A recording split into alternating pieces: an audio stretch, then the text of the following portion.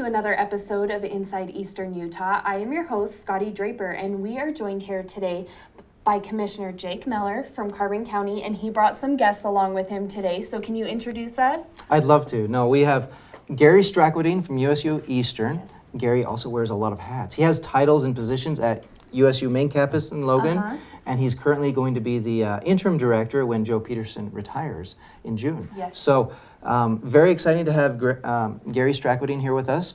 We also have Joel McKay-Smith with Accelerant, and he also wears a lot of hats too.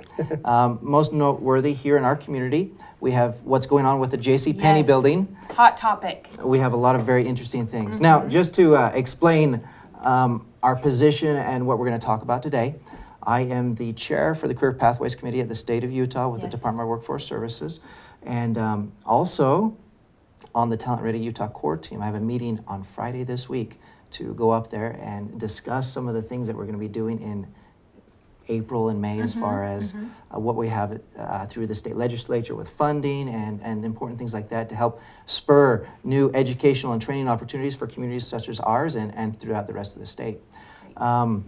With that being said, we've got a lot of exciting things here locally. We have had some recent wins with Gary, being very successful in his grant applications, and some new coordinated efforts with Joel and other business owners here in the area, and just like to, let you ask us more questions about that.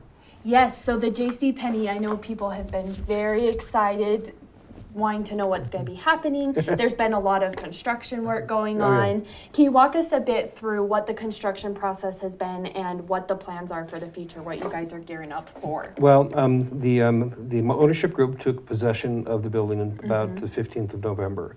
We spent much of the month of December and early January basically demolishing it to the core of the building itself. We also exposed the barrel roof that is in there, which will be a wonderful architectural piece. We had a couple of discoveries we weren't anticipating. The elevator is very old. I mean, it's like almost as old until it's actually older than me. It's like 70 years old, and we're going to have to replace it. So there's a little bit of a cost overrun there. And we hadn't anticipated some of the mechanical issues that we were going to run into with the fact that by taking out the drop ceiling, there was some insulation issues and stuff like that. So a little bit of a delay with what we're doing, but we're very much going forward. Which is the nature of construction. There's always something. Well, we didn't know what we were going to get into. We actually expanded the space, and I always bring this up, but we expanded the space by about 3 feet in each direction by taking out the old soffits from the JCPenney building. It's going to be really fun when we're done. But at the same time, right now, I kind of feel like that old show, The Money Pit, with Michael Keaton. And when can people expect that to be done, and what is going to inhabit that space? The most notable inhabitant is going to be Utah State University Eastern. The entire front of that is going to represent the Golden Eagles. There's going to be an area above. Students will be able to come in there and study and utilize the high-speed internet. They're going to be able to eat Aggie ice cream. There's going to be there's going to be an eatery. There will be a public gathering space in the middle that theater style will be able to sit about 80 to 90 people. Classroom style would be about 45. But we're also they'll have kiosks because there's going to be a product that's designed and produced here in Utah, in Price, and Utah product. So this partnership with the university has been going on for a little bit of time. Can you tell us a bit about how these ideas started getting generated and what the work has looked like? They all came from him. I just take the credit. I have good partners in both sides of my table here in finding places for Utah State University to be invited and to perform at levels that help the community is what I say. But collaboratively, the good ideas that we've learned from Joel and his group more than 2 years ago about what they've brought into our communities have been exciting for Utah State. When we were offered the opportunity to a position at the JCPenney building as a tenant, we're not buying the building with them, I don't think yet, but as a tenant, we feel it's important that Utah State University has an outreach position downtown. Why is that? I think for economic development, for recruitment of our students, and to display what Utah State University means to a community, not just on the campus 4 or 5 blocks up the street, which we have a lovely campus and great students and great facilities, but to extend ourselves down there and to tie ourselves securely to the Yes. business community and to the municipal community as a placeholder in a sense. So we're excited for the opportunity to have Utah State as a partner in this adventure, if I call it that. To see It how certainly is goes. adventure. Yes, it is. Now, Scotty, this is critical, and this is some of our goals as a commission. Specifically, I want to see our area's average wage increase and our population grow. Yeah.